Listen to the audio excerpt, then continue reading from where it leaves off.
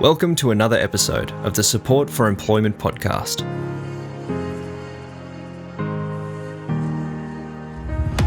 Ladies and gentlemen, welcome back to the S4E Podcast, episode 38, approaching 40 officially, which is nice.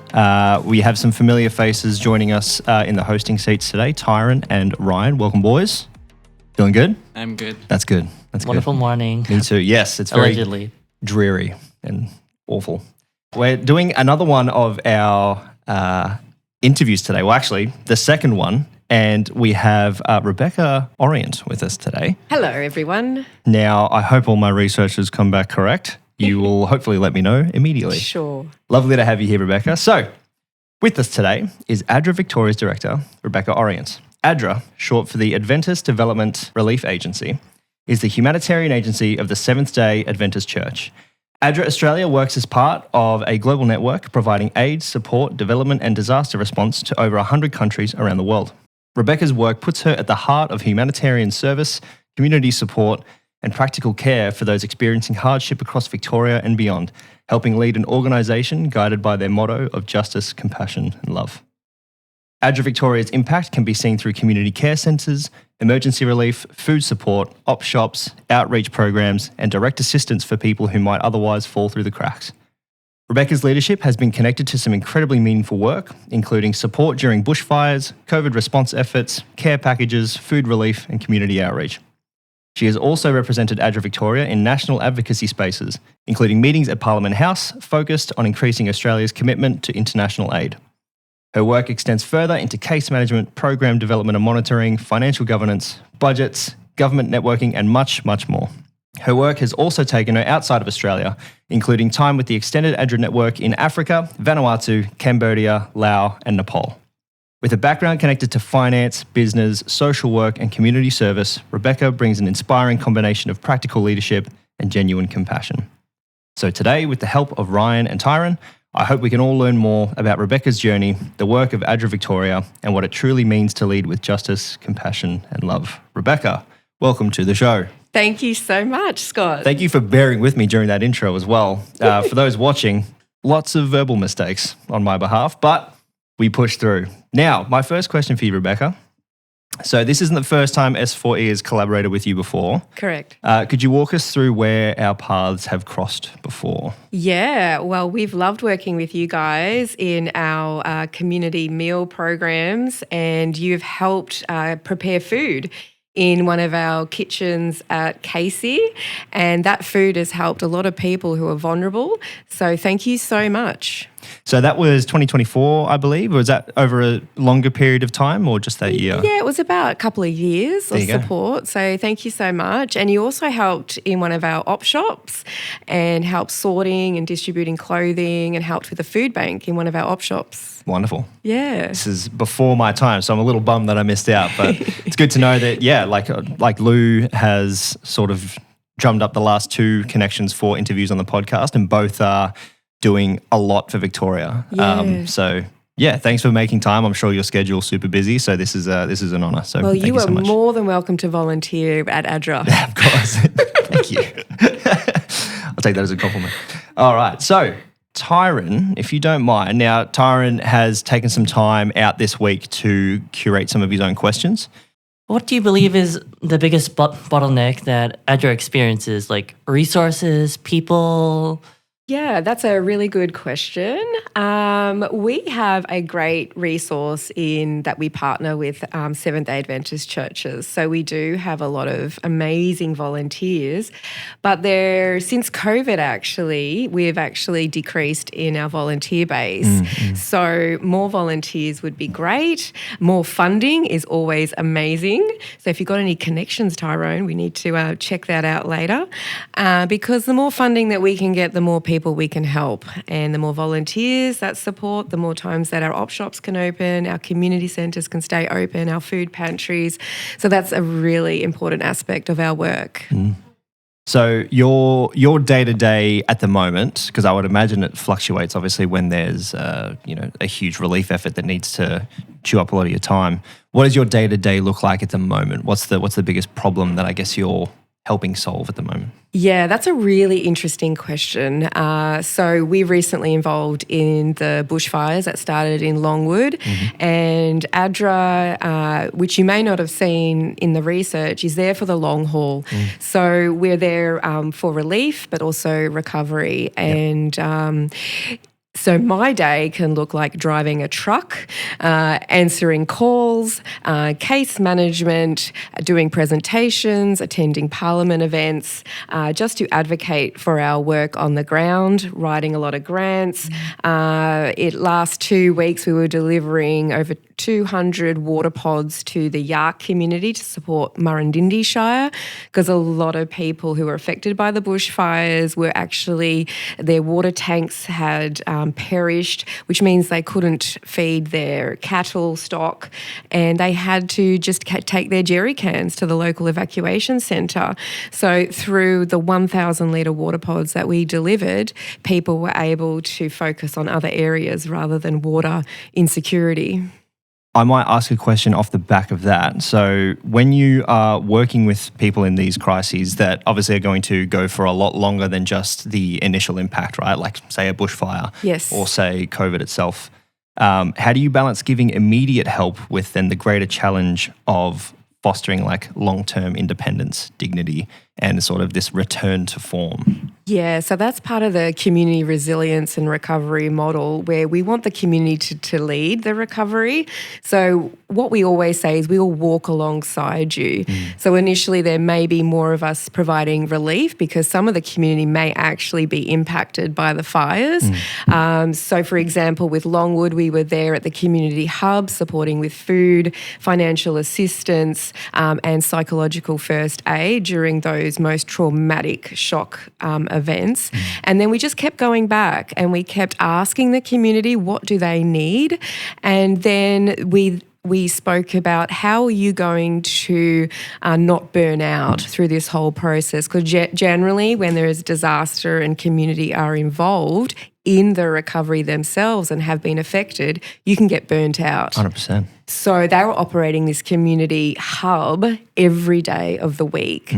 And we shared with them, how about you offer a meal program and then just start to reduce your daily hours so that people can get their own resilience, can learn how to adapt, and that you're still providing the resources, but you can also work on your situations as well. Yeah, absolutely. So you would naturally be connected or have some connections either within ADRA or third-party resources to provide extra help, such as like I would imagine the psychological impacts would just be immense. You know, people that have just lost everything, or there's been many times when we were doing the psychological first aid and the cash grants that we were interviewing people and they're just in shock. They don't know their first or their next stage. They don't know what they're going to do the next day. And that is all about with psychological first aid, identifying their strengths and making them feel calm and safe and saying, hey, you've actually come into the community hub today. Well done. Let's focus on what your next steps are and we're going to walk alongside you during that. ADRA can't do this alone. We work with a number of agencies on the ground who do amazing work. So it is a whole of community response during a bushfire. Absolutely. Is there a sort of blueprint, I suppose, that you guys follow? Like I know that's, you know, each situation would be very, obviously vastly different to each other, but is there a general, like this is usually phase one of, you know, bushfire recovery efforts, then 2, then 3? Is there like a blueprint that you guys follow? Well, there is a national disaster or state disaster strategy that a lot of agencies are involved with, but it is about when you're there, making sure that community voice is heard, because that is probably the most important part of a response and recovery, and making sure that the welfare checks are done so that no one is left behind, because we met people who weren't on social media. They didn't go down to the local cafe or pub and they didn't know what was happening. They didn't know what was available. They didn't know the state or federal grants that were available. So doing those welfare checks is part of the blueprint and needs to be really fostered. Absolutely. Tyren, fire away. So for these people, how would you contact them? Like, what are your methods to finding these people that don't know what they're doing? Great question. So we do rely on the local community. See, everyone knows someone. And through that process, through actually being on the ground and networking, one big part of our program is remembering people's names. Now, it may sound so simple, but when we were calling around, once we received the referrals, we went to a community event after making all those calls, and one of our managers comes back and says, and she remembered a few of the names that were actually there. And the lady that she remembered, a few of the ladies that she remembered the names, went to another community worker and said, oh, they remembered my name. How important is that, you know? So that's a simple process. But one thing that is part of the blueprint for ADRA is being there in peacetime when there is no disaster. Because through peacetime activities, so for example, doing the activities that you mentioned before, whether it's community centre, meal, pantry, op shop, we're there in the community. For example, Bairnsdale, massive fires in 2020. We were allowed to go through the police block because we've been in the community for the last 15 years. And that's really important. Yeah, I guess that way ADRA is also not just synonymous with, you know, disaster, right? Like I'd imagine that's quite an important thing. You know, it's great that you guys are there, but it's even better that you guys are around just in general, right? Providing, you know, food for those in need, providing shelter, whatever it may be. Yes. You guys do so much more, than just disaster relief, which is already just such a monstrous effort. So yeah. Thank you for all you do. I'm going to be saying thank you a lot this episode. So thank you, Scott. Yeah, I mean, just incredible to hear the amount of work that goes into it, the amount of people, and it sounds like it all just comes from a place of love, right? Just let's get you guys back on your feet. Let's walk alongside you. Just amazing. Well, that actually is our motto and our Christian values, because we're the humanitarian agency. Edit that. I got you. We're the humanitarian agency of the Seventh-day Adventist Church, and part of our core is found in Luke 6, verse 31, do unto others as you would have them do unto you. Treat people like they are made in the image of God. That is very important to us. Absolutely. Fire away, Ryan. If someone at our age wanted to help their community but didn't know where to start, what would you suggest? What a great question there, Ryan. I would suggest volunteering. Volunteering for an agency that actually meets your values as a person, because that helps you grow. And I've seen people who were clients actually receive the support that they required, and then they wanted to give back to the community for that support. And you see this little, we call it well-being to well-giving, because once you give back, you feel this sense of joy. And that is what it's all about, to be generous. Absolutely. Do you, so people...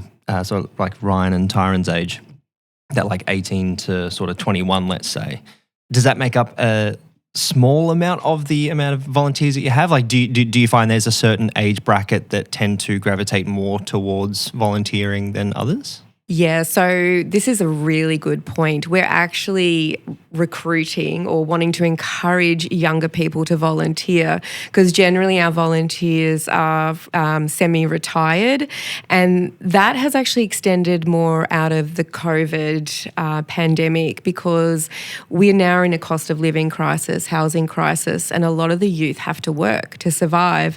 So if you have a spare time, or that work or education, which is very important, but most of our programs are actually run at night. So there is an opportunity for youth to understand well-giving through volunteering at one of our programs. Yeah. I definitely don't expect younger people to be volunteering as much, because a lot of them are lost and they need to get on the right track. And volunteering is definitely a helpful step, because it may show them the things they might like to do. Like, 'cause, you know, helping is a great thing. It's a great feeling, as you said. That's exactly right, Tyren. And the thing is, through volunteering, you may find an aspect that you actually want to pursue as a career. So you can volunteer at many agencies, and ADRA is just one of them. But through that, you may find that, hey, this is where your giftedness is, and we believe as Christians where God wants us to head. 100%. It's a really good point, Tyren. Like to be able to, like, you actually have to do something to find, I guess, a passion for it, right? And if you don't expose yourself to it, then you'll never really know. There are some things like you can kind of imagine, like, oh, I feel like I'd like to help people. That's what started my pursuit for doing this, for disability support. I was like, I think I'd want to help people, but until I got involved with it, like you never really know. So I think that's a really good point to maybe try to encourage youth to, if they do feel lost, maybe join something that has just purpose kind of built in. It's an awesome point. Yeah, definitely. Yeah. Is there any follow-up questions? All good? Yeah, it's fine. Beautiful. Okay, so since 2020, we've experienced disasters and crises on a national and global scale. Which of these has been the greatest challenge for ADRA to provide their services for? Very interesting. As you know, we are global and there's been a lot of disasters, and biblically we know there's going to be more disasters. I guess from the Victorian perspective, the Longwood fires were incredibly challenging. We had a couple of centres in the area that could provide immediate support, such as Wangaratta, but actually a lot of our Melbourne team had to actually go to Longwood and Yark and to support. So they made several trips up there. And another challenging aspect of bushfires or any kind of disaster is how can you support the local businesses through the whole process? Because a lot of people, out of the generosity of their kindness, they want to send things from Melbourne to the area affected. Now, when you don't support local, that means that those local businesses will actually fold. So that's one of our prerequisites to support local as much. So one of the things was tools. Longwood needed a lot of tools, so we're able to get some funding so that they could go pick up a whole lot of tools that were donated at the Mitre 10 in the area. There's other stories like that. Wow. Yeah, about supporting local. So that's a huge challenge, but it can be overcome. Wonderful. Yeah. So when it comes to, let's say, the bushfires themselves, obviously supply and what is needed by the community is a huge, there's a massive gap between that, obviously. Yeah. Is there anything else that makes that particular crisis so difficult to respond to? Was there like food supply around that time, or maybe water supply, just anything that jumps out at you that was, another great challenge? Yeah. So I think there's a couple. One is that anyone that enters into a bushfire zone or natural disaster zone and is actually meeting with people who are affected needs to be trained in psychological first aid. Okay. That's a key requirement, especially when during their recovery they're doing welfare checks. It's having that empathetic understanding of what they're going through, the trauma. The second one is meeting the gaps that are identified, whether it is through the local community or local government. So, for example, water pods were identified as the gap, and ADRA was able to source that through a number of donations. Food supply was okay, but they needed specific items. So whether it was food or material aid. So, for example, boots, because some of the boots had been, some of the workers' boots, they had been taken in the fires, really good gloves taken in the fires. So there's certain things. So it's not a one fit for all. You really need to make sure that you meet what is happening at that time. Otherwise, you're putting a lot of stuff into landfill.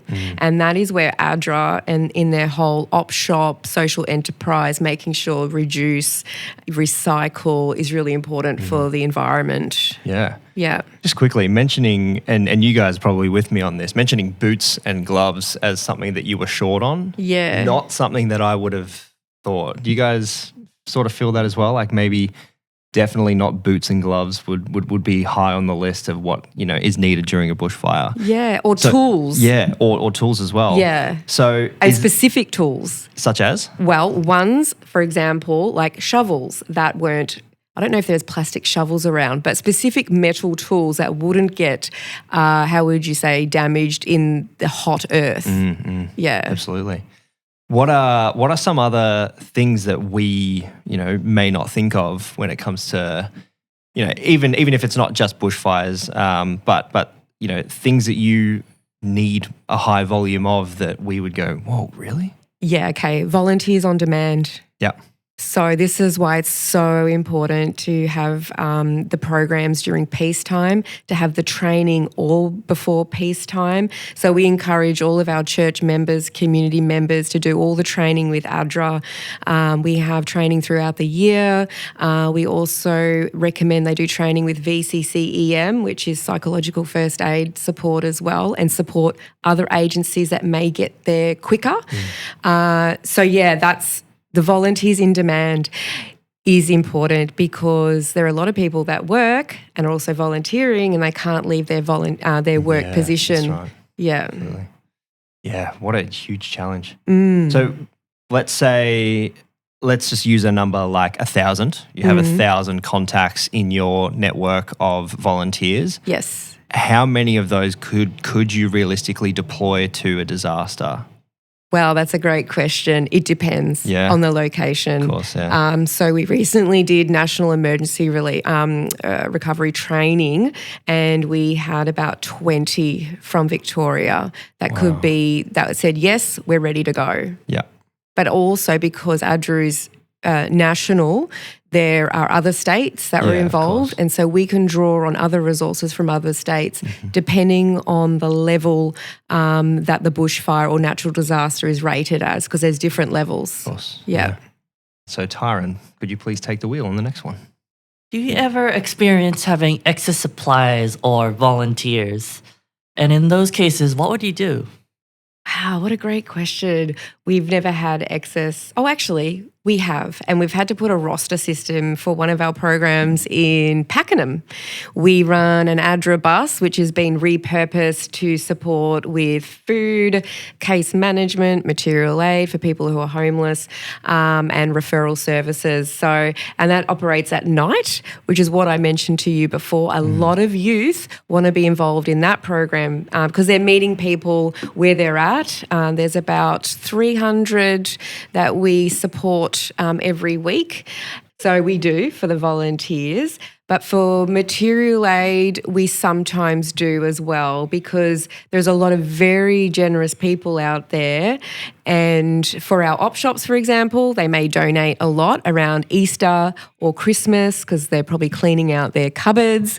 And so the good thing about our op shops is we can resell it, which means that we reduce landfill. Beautiful. Yeah. Great question, Tara. Definitely a more positive turn to keep things, optimistic. Yeah, definitely. Yeah. Ryan, would you mind asking another question, please? What surprised you when you first joined ADRA? Oh, we're going back about 19 years now. So what surprised me is, I guess, the amount of areas that we do actually support, the amount of gaps that we support in. So we do have our pillars, which we explained before, which is food, mental health, disaster relief, and op shops for financial support. But yeah, doing an amazing amount of different things during the day. Like I mentioned, I may be driving the truck one day. I may be meeting someone in Parliament the next day. It really just depends. And I think that I love that variety. So if you're looking for variety in a role, I recommend you joining up with ADRA. There's so many different opportunities. Yeah. Yeah.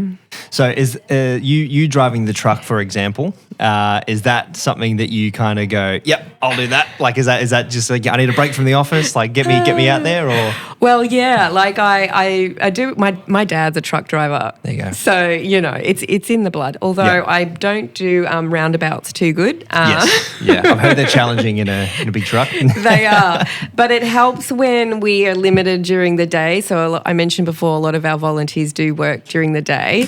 That I'm able to grab the truck and go to our op shop, for example, in Garfield, and help them move to their next venue. So I do enjoy it. Yeah. Although I am normally catching up with emails after that into the night. Yes, I could imagine. Yeah.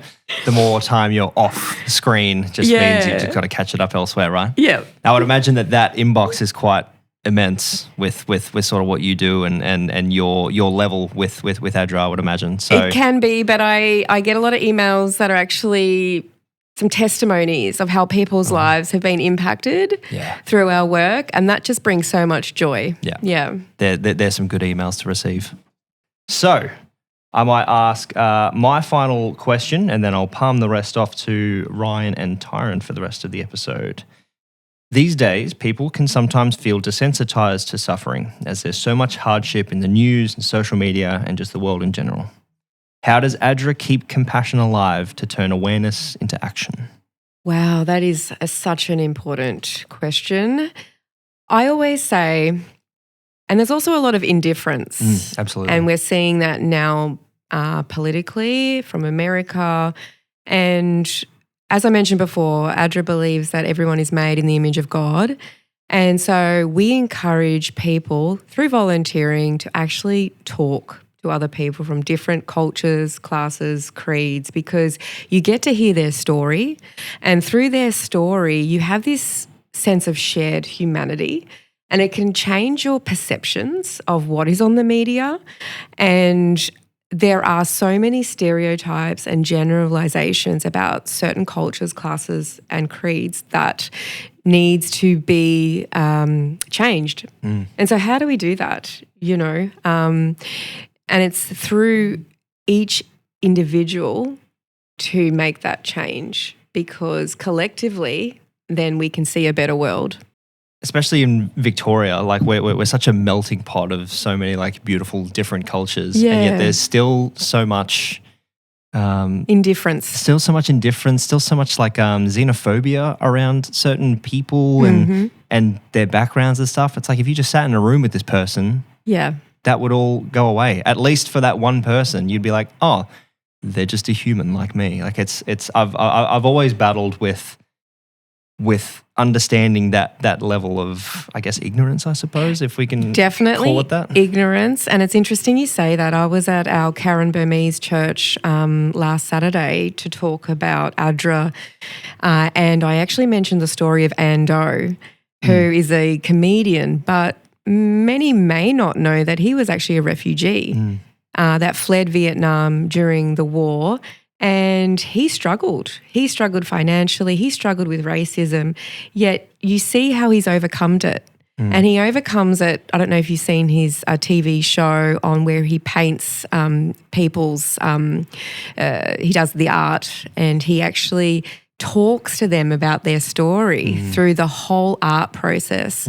And that actually helps to break down or shift stereotypes. Yeah. Absolutely. There was this kind of on that thread, there was this YouTube video of a guy who, was kind of outwardly saying, I don't like this particular, race of people. And they sat him in a room with someone of that race. And all they did was sit silently across from each other. Yes. And the man with all of his prejudice actually just started crying, just breaking down and crying, and then they embrace each other and all that. It was a very beautiful video. I may be paraphrasing it a little bit, but it's definitely out there. I've definitely seen it, and I think, obviously it doesn't have to be so theatrical, sitting across from each other, but just say a few words to someone of a race that you may be either indifferent or maybe, let's be honest, ignorant of, and have your preconceived notion of, and it naturally just all goes away, I think. Yeah, You know? I totally agree. Yeah. I think following up on that, one of the issues is that it's hard to come across an opportunity to talk, right? Yes. And so I have a feeling most of what they do come across is negative because, well, those kind of just happen, right? So in answer to that, this is why ADRA operates community meal programs, because you can actually sit down and have a conversation with someone from a different background. And that is the first stage of learning their culture, learning that, hey, we have shared humanity and that, you know, we are all made in the image of God and we need to treat people with respect and kindness. Yeah, absolutely. So just on the, I guess, the global, the word indifference is perfect. Where do you see that most, I guess, in your work at the moment? I know that's a very broad question, very broad strokes, but where do you see, I guess, the greatest indifference to some things that are happening either within Victoria or around the world? Yeah, it's a hard one because you see what's on the news. And the government is doing a lot as far as, you know, there are special days for cultures, there are raising awareness in corporates, there's social corporate responsibility. These are ways that people can interact and get to know other people. So while it is a challenge, I think it's up to each and every one of us to use our voices for those who don't have a voice. And we can only do that by actually talking to other people. Yeah, absolutely. Yeah. Rebecca, is there a topic that you believe would benefit from a raise in awareness? Yeah, there's quite a few. So the first one would be family and domestic violence. And I would love to see more male mentorship programs because traditionally we've had this stereotype of males not being emotionally available, don't cry. This is, you know, you're the person that goes to work. You know, you need to be a strong male in these certain areas. I would like to see mentorship around, hey, you can have emotional intelligence, you can be vulnerable, you can change a cycle of violence through the way that you mentor the next generation. 100%. Very, very important. That would be something that I'd be very interested in sort of taking a path down, because I see it in not so much a lot of my friends, but you just see it a lot online, especially there's this documentary, The Maniverse or something like that. I can't remember what it was called. But it's this very toxic, like, online community of men just, you know, treating women, you know, and specifically treating women poorly. Yeah, and social media really needs to be, how would you say, mandated in this area, because the toxic, you know, and my son is 18 and I've taught him all my life to treat women with respect. And, you know, he does say that, hey, there's so much online that is so disrespectful to women. So part of the advocacy could be, you know, sending emails to these companies and saying, hey, we don't like this. As males, we want to see a different approach because it comes from each individual owning that and working to have a better outcome. For sure. Yeah. Absolutely. I think educating the general populace to do better is a better approach, because that way those types of people want to grow, and in turn it'll help, well, everyone get better. Yeah. Exactly. So education is the key. It's the pathway out of poverty for ADRA's purpose and crisis, but it also can change the next generation and narratives and stereotypes around how we should treat different cultures, classes, and people from different religions. So it is extremely important that, and I know that government schools and schools are actually really involved in this and trying to change the narrative around that. And I know that I have a friend that speaks at White Ribbon, and he's a male friend, and he talks about his experience growing up in a, I guess, what a toxic masculinity environment, and how he's trying to change that as well with young people. Yeah. Yeah. It's a mountainous challenge. Like it's been that way for such a long time. There is small improvements naturally, but small. You know, it's nowhere near, I think, where it should be in the big 2026. Yeah. Ryan, do you mind pushing us into the next question? Yeah. Is short-term or long-term goals easier for you?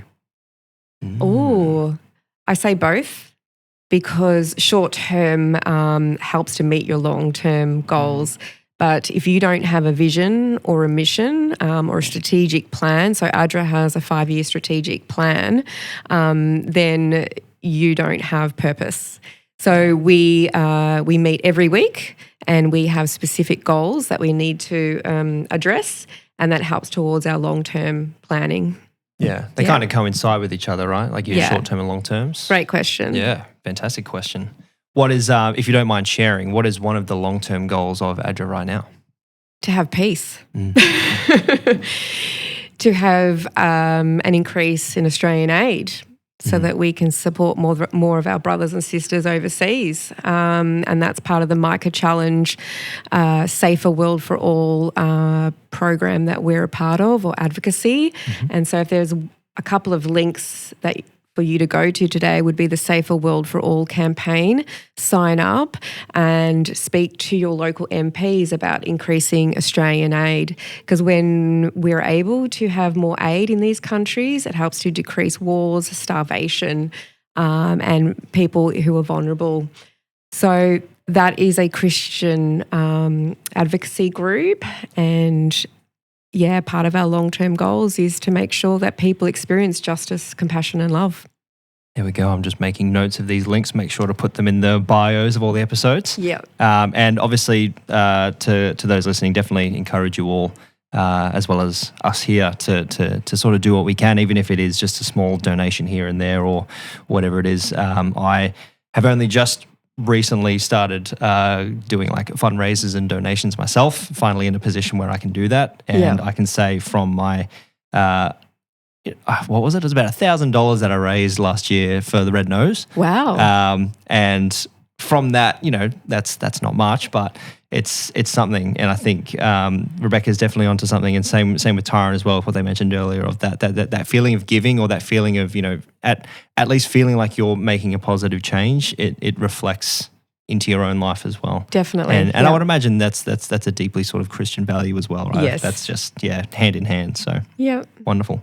Any other links as well that maybe while we're on that topic, any other things that we could check out, or information that you could sort of send our way via a website? Yeah, so definitely www.adra.org.au/volunteer.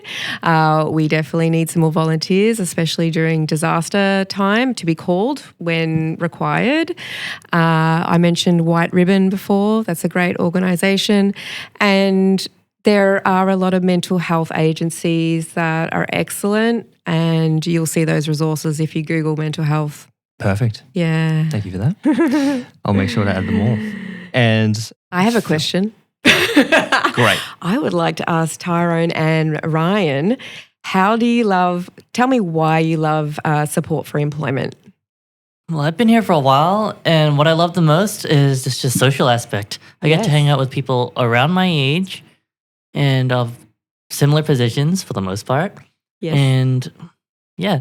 Great. And you're learning a lot? Yes. Yeah, that's great.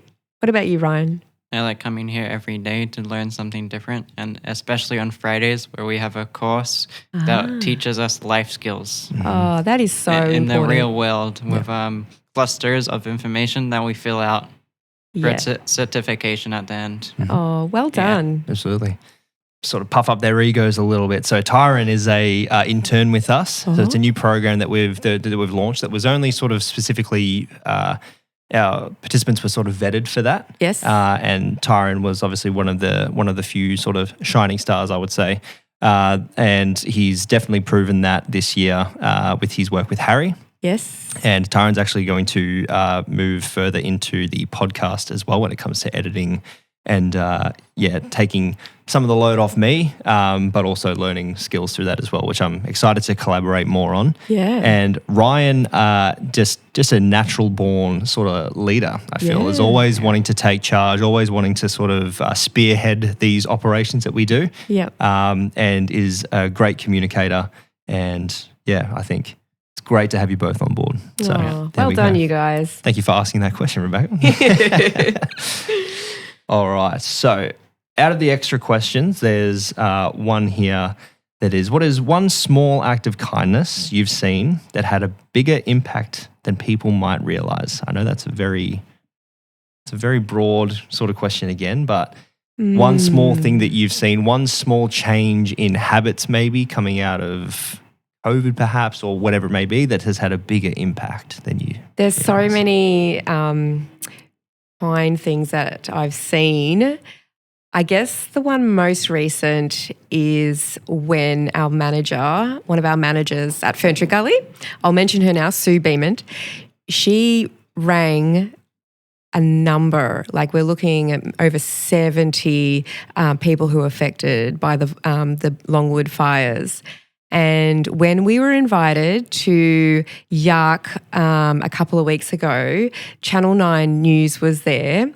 And this is when I mentioned about she remembered people's names, some of the clients that were there. And then they went to their manager and said, "Oh, Sue remembered my name." Yeah. And I was like, that is what brings me joy. 100%. That people actually feel that someone cares about them. That is just amazing. So that's a very simple way to remember people's names. It sounds simple, but it really does make a difference. Yeah, absolutely. It's such a small thing, but it's, that's you, There was I went to a conference way back when, and there was a whole hour and a half segment on just that. The importance in a name, what it means to someone it's psychologically. Your identity. Yeah. Yeah. And scans of what happens in the brain when you go, oh, they remember my name. Exactly. And you remember someone's name. Yeah. And the gap to fill, we all tell ourselves, I'm horrible with names. If you just stop saying that, your brain, you don't reinforce that loop. Exactly. You actually just start remembering names more because you're not telling yourself, I don't need to worry about that. I'm horrible with names. Yeah, and you really have to be, what would you say, I actually attach people's names to fruit or certain other people that I know so that I remember it. It's just so important. Yeah. 100%.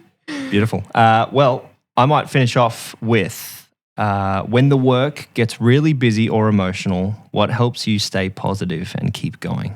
Well, as a Christian, I believe in prayer and able to face every challenge that comes through his guidance and leadership. Also having a good team, people that you can talk to, that you trust and you feel safe is really important as well. Yeah. Do you have some, I was gassing up these gentlemen just before, do you have some names in your team that you could probably shout out for their support if you feel comfortable doing so? Look, I have about 30 managers, so I'm not going to shout out their names. And we've got a volunteer force of about 500 volunteers. I mentioned Sue. Our emergency management team, I could mention Christelle and John, who are amazing during the Longwood bushfires, Sandy and Keith at Yark. Those are probably the ones most recent, but every volunteer is amazing and we couldn't do our work without them. Yeah. Absolutely. Beautifully said. All right. Well, Rebecca, thank you so much for your time today. Thanks for coming early, by the way. Rebecca was 45 minutes early, which was great for the show, and just put a fire up my butt because I had to set this room up. I'm sorry. So, no, you're totally fine. It's better than being late. But thank you so much for your time, and we'll let you get back to your very important work. And thank you for everything that you do.